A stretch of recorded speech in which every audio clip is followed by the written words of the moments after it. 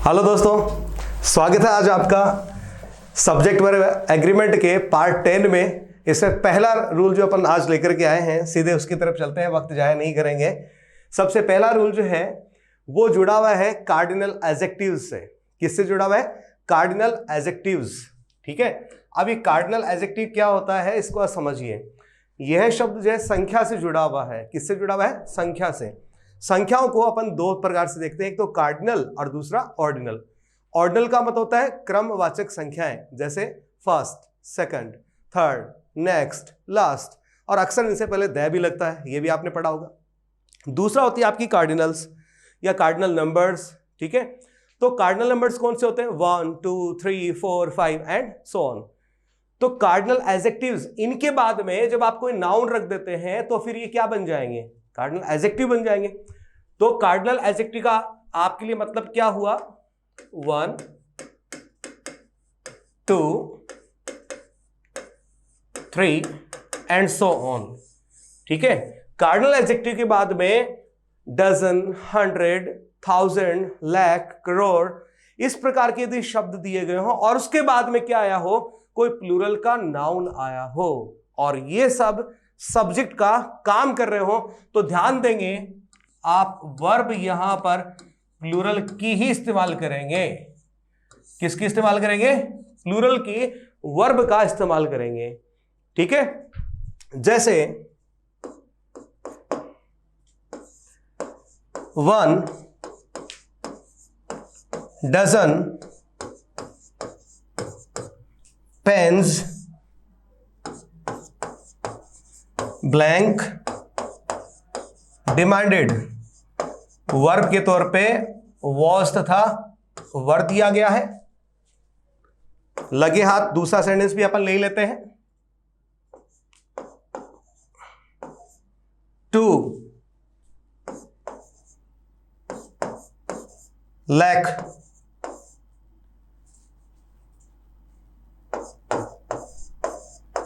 Rupees blank stolen. ठीक है दोस्तों, अब आ जाइए पहले सेंटेंस पे। यहां पर क्या दिया गया? कार्डिनल एडजेक्टिव के तौर पे 1 सिंगुलर है। ओके, इसके बाद डजन शब्द आ गया। फिर क्या आया है? प्लूरल का नाउन आया है। प्लूरल का नाउन आया है। अब आप 1 को देख करके भ्रमित मत होइएगा। यहां पर वर्ब सिंगुलर मत लगा दीजिएगा, बल्कि अब आपको वर्ब कैसी लगानी है? प्लूरल लगानी है। ये आपका पूरा का पूरा एक प्लूरल का सब्जेक्ट तैयार हुआ है और इसी के अनुसार आपको वर्ब प्लूरल अर्थात वर का यहां पर प्रयोग करना है। सेंटेंस क्या रहेगा? 1 डजन पेन्स वर डिमांडेड, अर्थात 1 दर्जन पेन की क्या थी? मांग थी। अगले में चलते हैं। 2 कार्डिनल एडजेक्टिव है। लाख रुपीस प्लूरल नाउन है। पूरा का पूरा आपका ये अभी एक प्लूरल सब्जेक्ट है। ठीक है, और इसी वजह से अब आप वर्ब वापस क्या लेकर के आएंगे? वर, अर्थात प्लूरल की वर्ब यहां पर लेकर के आएंगे। समझ गए दोस्तों? तो अपना नियम क्या था? कार्डिनल एडजेक्टिव के बाद में, चाहे कार्डिनल एडजेक्टिव ग्रुप में 1 ही क्यों नहीं दे रखा हो, तब भी आगे डजन, 100, 1000 जैसे शब्द हो, फिर प्लूरल का नाउन आएगा और वर्ब कैसी आएगी? प्लूरल की आएगी। 1 की वजह से आप वर्ब वहां पर सिंगुलर मत कर दीजिएगा। ठीक, आगे बढ़ते हैं। लेकिन यदि क्या दे रखा हो? डजन की बजाय डजन्स दे रखा हो, 100 की बजाय हंड्रेड्स, 1000 की बजाय थाउजेंड्स, ठीक है, लाख के बजाय लैक्स, इस प्रकार से यदि दे रखा हो और उससे पहले कार्डिनल नंबर ना हो, ठीक है, तो वाक्य में फर्क क्या पड़ता है वो देखिएगा। जैसे अभी मैंने कहा था 1 डजन पेन्स, अर्थात 1 दर्जन पेन। कितने? 1 दर्जन पेन। लेकिन मैं ऐसे कहूं डजन्स ऑफ पेन्स, तो इसका अर्थ होता है दर्जनों पेन, अर्थात संख्या डेफिनेट है या इंडेफिनेट? इंडेफिनिट है। दर्जनों कितने नहीं बता सकते आप, ठीक है। आपको संख्या फिक्स करनी होती तो आप उससे पहले क्या लगाते, आप कार्डिनल एडजेक्टिव का प्रयोग करते। यानी आप इससे पहले तो क्या यूज कर सकते हैं, कार्डिनल का यूज कर सकते हैं। इससे पहले 1 2 इस प्रकार के जो कार्डिनल एडजेक्टिव्स हैं उनका प्रयोग नहीं हो सकता है। समझ गए। हालांकि दोनों ही स्ट्रक्चर्स में वर्ब कैसी आनी है, प्लूरल की आनी है। मीनिंग थोड़ा सा डिफरेंट हो जाता है। जब आप कहते हैं 1 डजन पेन्स, इसका मतलब 1 दर्जन पेन। लेकिन जब आप कहते हैं डजन्स ऑफ पेन्स, इसका मतलब दर्जनों पेन। कितने ये नहीं पता, लेकिन बहुत हैं, दर्जनों हैं, खूब। 5 दर्जन, 10 दर्जन, 20 दर्जन, कितने भी हो सकते हैं, लेकिन ये पता नहीं है कि एग्जैक्टली नंबर ऑफ डजन्स कितने हैं। समझ गए। तो ये तो इसका मीनिंग का फर्क रहेगा। अब चलिए यहां पर सब्जेक्ट वर्ब एग्रीमेंट के लिहाज से वर्ब अपन कैसे चूज करेंगे वो देखते हैं। तो डजन्स, हंड्रेड्स, थाउजेंड्स, जब ये प्लूरल के रूप में लिखे जाते हैं, अर्थात इनमें एस या एस जोड़ा जाता है, तो फिर इनके बाद क्या आएगा, ऑफ आएगा, प्लूरल का नाउन आएगा, और प्लूरल की ही यहां पर क्या लगेगी, वर्ब लगेगी। ध्यान दे, वर्ब कैसी लगेगी, प्लूरल की ही यहां पर लगेगी। जैसे फॉर एग्जाम्पल,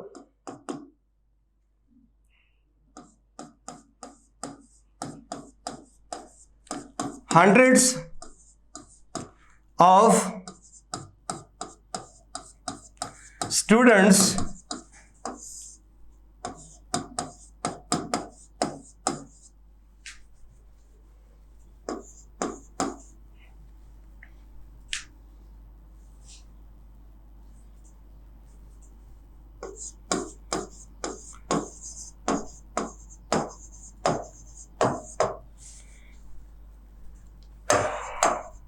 वर्ब के रूप में हैज तथा हैव दिया गया है। अब देखिए सेंटेंस, हंड्रेड्स, इसके बाद ऑफ, स्टूडेंट्स प्लूरल, वर्ब भी आप क्या लेकर के आई है, हैव, अर्थात प्लूरल की लेकर के आई है। Hundreds of students have joined our program, सैकड़ों छात्रों ने हमारे इस प्रोग्राम को ज्वाइन किया है। सैकड़ों ने, लेकिन कितने सैकड़े भाई ये नहीं पता है। ठीक है, तो ये इन दोनों में क्या रहा, अंतर रहा। थोड़ा सा चलते चलते इस स्पेलिंग के बारे में अपन बात कर लेते हैं। प्रोग्राम आपने अक्सर कई जगह यूं भी लिखा हुआ देखा होगा, PROGRAM, प्रोग्राम। दोनों का अर्थ सेम ही है, ओरिजिन थोड़ा सा डिफरेंट है। जब हम लिखते हैं PROGRAMME, प्रोग्राम, तब ये ब्रिटिश इंग्लिश होता है, और PROGRAM, प्रोग्राम, यह एक अमेरिकन इंग्लिश का एग्जाम्पल होता है। समझ गए दोस्तों। चलिए आगे बढ़ते हैं। आगे हम एक शब्द की बात करने वाले हैं, नन। ध्यान देंगे, नन ये थोड़ा सा कॉम्प्लिकेटेड सा आपको लग सकता है। ठीक है, कैसे, क्योंकि नन के साथ में वर्ब सिंगुलर या फिर प्लूरल दोनों का ही प्रयोग किया जा सकता है। ध्यान देंगे, नन के साथ में वर्ब कैसी आ सकती है, सिंगुलर भी आ सकती है और प्लूरल भी आ सकती है। ठीक है, लेकिन कुछ बिंदुओं पर यहां आप गौर करें। मान लीजिए नन का प्रयोग आपने अनकाउंटेबल नाउन के लिए किया है, तो हमेशा ही आप सिंगुलर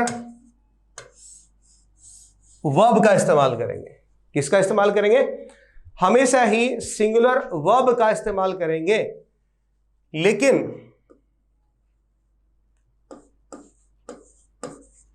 नन का प्रयोग यदि आपने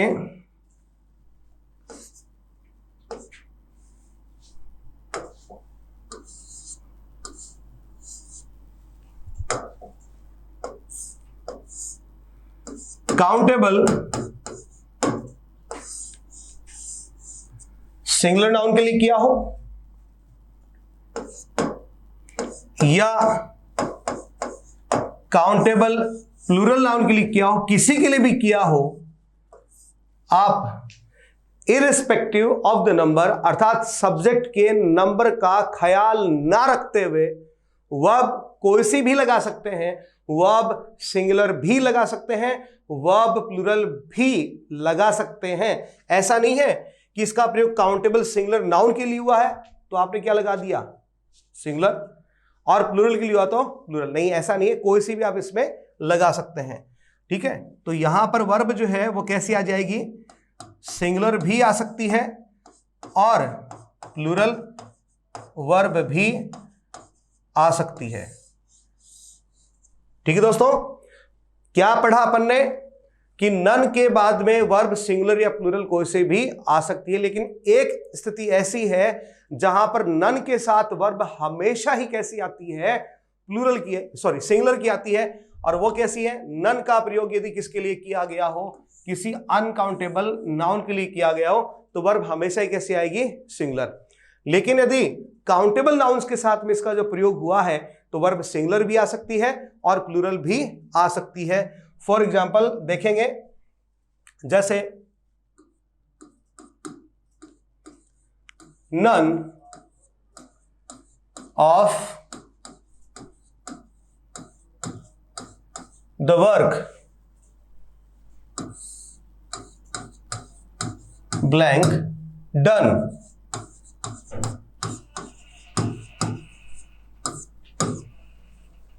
वर्ब के रूप में आपके सामने है वॉज तथा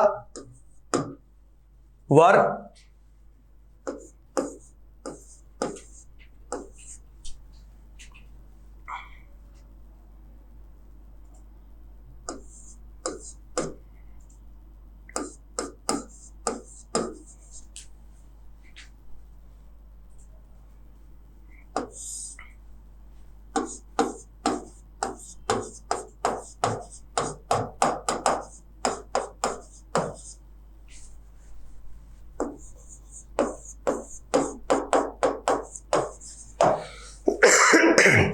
यहां पर भी वर्ब वॉज तथा वर आपके सामने मैं लूंगा।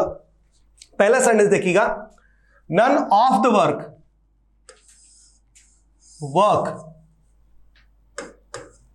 कैसा नाउन है, एक अनकाउंटेबल नाउन है, इसलिए बिना किसी चूक के आप सिर्फ वर्ब कैसे इस्तेमाल कर रही हैं, वॉज अर्थात सिंगुलर का इस्तेमाल करेंगे। None of the work was done अर्थात कोई भी काम संपन्न नहीं हुआ। ओके, अब आगे चलते हैं। None of them, them plural का प्रोनाउन है, कैसा है, प्लूरल का प्रोनाउन है। अब आप वर्ब जो है वॉज तथा वर्ब कोई सी भी ले सकते हैं, अर्थात आप चाहें तो यहां पर वॉज लिख सकते हैं और चाहे तो यहां पर वर भी लिख सकते हैं, अर्थात दोनों को ही यहां पर सही माना जाएगा। अर्थात नन ऑफ देम वॉज या were present in the meeting, कि दोनों में से उनमें से कोई भी मीटिंग में उपस्थित नहीं था। ठीक है दोस्तों, तो नन का आपको समझ में आया। चलिए आगे बढ़े। अभी मैं आपके सामने एक शब्द लेने जा रहा हूं, हेयर अर्थात बाल। ठीक है, जो कि क्या होते हैं, अनकाउंटेबल होते हैं, अर्थात आप इन्हें गिन नहीं सकते। वैसे बेसिकली कहा जाए तो अनकाउंटेबल की बजाय आप इनको काउंटलेस कहें तो ज्यादा सटीक बैठता है। काउंटलेस का मतलब क्या होता है कि संख्या में इतने ज्यादा हैं कि इनको काउंट करना संभव नहीं है। ठीक है, फिर भी चलिए ग्रामर के लिहाज से अपन बात करें तो हेयर क्या है, एक अनकाउंटेबल नाउन है।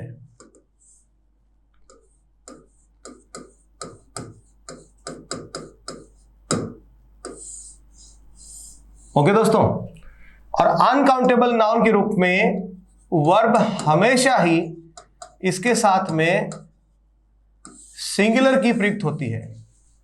ठीक, लेकिन हेयर शब्द का प्रयोग जो है वह अपन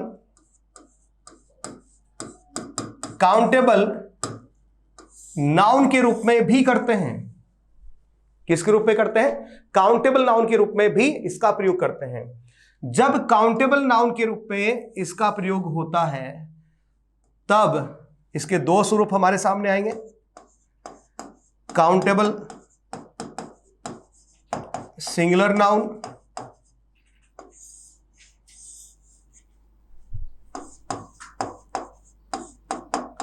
काउंटेबल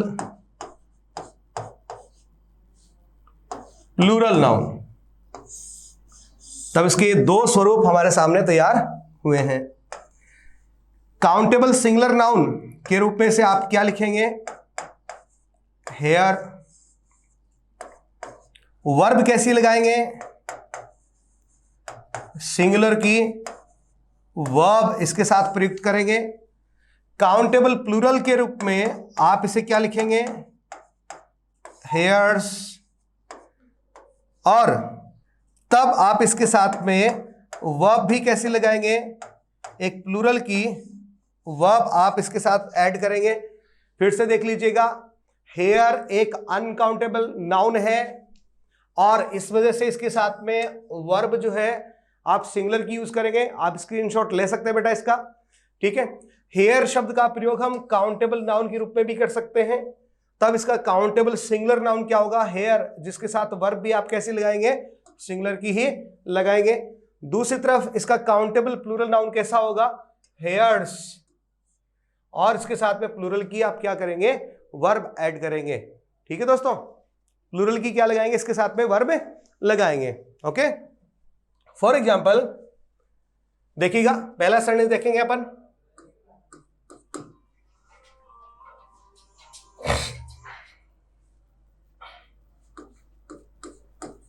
Her hair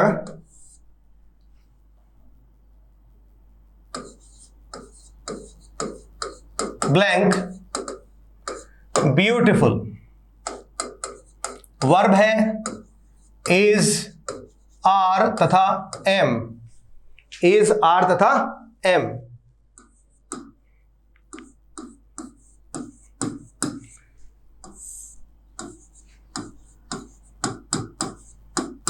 दूसरा सेंटेंस देखेंगे, there blank a hair in the T.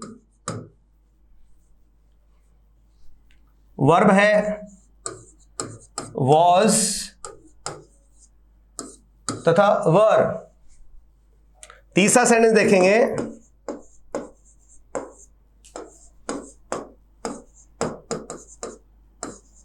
Some of his hairs blank grey. और वर्ब के रूप में वॉज तथा वर, इसी को अपन लेंगे। देखिए पहला sentence, her hair blank beautiful. उसके बाल जो कैसे थे? कैसे हैं? सुंदर है, खूबसूरत है, ब्यूटीफुल। ओके, अब हेयर शब्द जो है, हम किसी लड़की के बालों की बात कर रहे हैं यहां पे, तो हेयर शब्द जो है यहां पर कैसा व्यवहार कर रहा है? एक अनकाउंटेबल नाउन का व्यवहार कर रहा है। इसी वजह से आप वर्ब यहां पर क्या लेंगे? सिंगुलर अर्थात इज का चयन करेंगे। तो हर हेयर इज ब्यूटीफुल, ये आपका सेंटेंस रहा। दूसरे सेंटेंस पे आइए, देयर। हमने पहले पढ़ा है कि देयर से यदि आपका वाक्य प्रारंभ होता है तो देयर तो क्या होता है? एक डमी सब्जेक्ट होता है, इंट्रोडक्टरी सब्जेक्ट होता है। और जहां पर वर्ब लगनी होती है उसके तुरंत बाद में आपका एक्चुअल नाउन बैठा होता है। तो एक्चुअल नाउन आपको क्या मिला? ए हेयर। तो आप बताइए सिंगुलर की प्लूरल है? बताइए सिंगुलर की प्लूरल है? ऑब्वियसली सिंगुलर है। तो वर्ब भी आप कैसे लगाने वाले हैं? वॉज। तो यहां पर आप क्या लिखेंगे? There was a hair in the tea, कि चाय के अंदर एक बाल गिरा हुआ था, चाय में एक बाल पड़ा हुआ था। चलिए आगे बढ़ते, तीसरे सेंटेंस चलेंगे। सम ऑफ हिज हेयर्स, हेयर्स कितने? सम, उसके कुछ बाल जिनको आप काउंट कर सकते हैं, 5, 10, 15 जो भी है, उसके कुछ बाल क्या थे? सफेद थे। वाज तथा वर में से लेकर के आइए। तो हेयर्स के लिए आप क्या लिखेंगे? Were. Some of his hairs were grey, कि उसके कुछ बाल क्या थे? सफेद थे। ठीक है दोस्तों, समझ गए? तो हेयर का चैप्टर यहां पे फिनिश होता है। आगे अपन पढ़ते हैं, एक और शब्द लेते हैं अपन,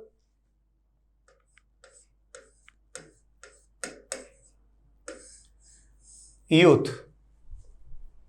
ठीक है, यूथ शब्द जो है वह भी अपने आप में कैसा होता है, एक अनकाउंटेबल नाउन होता है। और अनकाउंटेबल नाउन के साथ में वर्ब आप हमेशा ही कैसी यूज करते हैं, सिंगुलर की वर्ब यूज करते हैं। तो यहां पर यूथ के बाद में यूथ यदि अनकाउंटेबल नाउन के रूप में प्रयुक्त हुआ है तो वर्ब कैसे लेंगे, सिंगुलर की। लेकिन यूथ शब्द का प्रयोग यदि काउंटेबल नाउन के रूप में किया गया हो तो फिर वर्ब जो है वह कैसी लगेगी, प्लूरल की लगेगी। ठीक है, तब इसका काउंटेबल सिंगुलर नाउन क्या बनेगा, यूथ। और इसके साथ में वर्ब जो है वो भी आप कैसे इस्तेमाल करेंगे, सिंगुलर की वर्ब इस्तेमाल करेंगे। दूसरी तरफ इसका countable plural noun, countable plural noun ये क्या बनेगा, यूथ्स। और इसके साथ में वर्ब जो है वो भी आप कैसे यूज करेंगे, प्लूरल की वर्ब यूज करेंगे। दोस्तों एक बार फिर से समझ लीजिएगा, यूथ शब्द जो है वह कैसा होता है, एक अनकाउंटेबल नाउन होता है। अनकाउंटेबल नाउन होने की वजह से आप वर्ब जो है इसके साथ कैसे यूज करते हैं, सिंगुलर यूज करते हैं। ठीक है, और यूथ का प्रयोग जो है काउंटेबल नाउन के रूप में भी किया जा सकता है। तब इसका सिंगुलर क्या होता है, यूथ। वर्ब भी कैसे लगेगी, सिंगुलर। इसका प्लूरल स्वरूप क्या बनेगा, यूथ्स। और वर्ब भी कैसे लगेगी, प्लूरल ही लगेगी। ठीक है, ध्यान दें, यूथ शब्द जो है इसका प्रयोग यदि आप अनकाउंटेबल नाउन के रूप में करते हैं तो इसका अर्थ क्या होता है, युवावस्था, यौवन, युवावस्था। लेकिन जब आप इसका प्रयोग काउंटेबल नाउन के रूप में करते हैं तब इसका अर्थ होता है युवक। क्या अर्थ होता है, युवक। यह भी आप ध्यान में रखिएगा। एग्जांपल्स देखिए,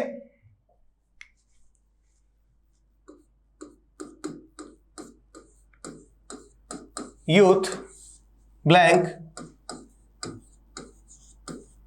the golden period of life is are तथा एम, ये आपके विकल्प हैं।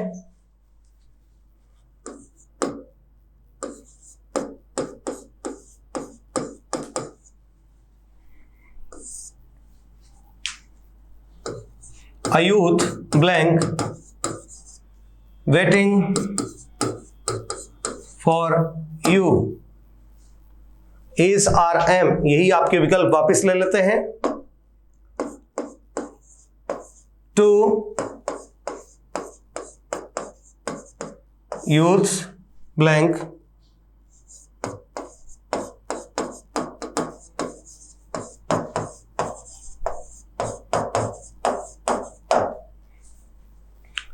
विकल्प वो कि वही अपन दोहराएंगे। ठीक है, पहला सेंटेंस देखिए, यूथ।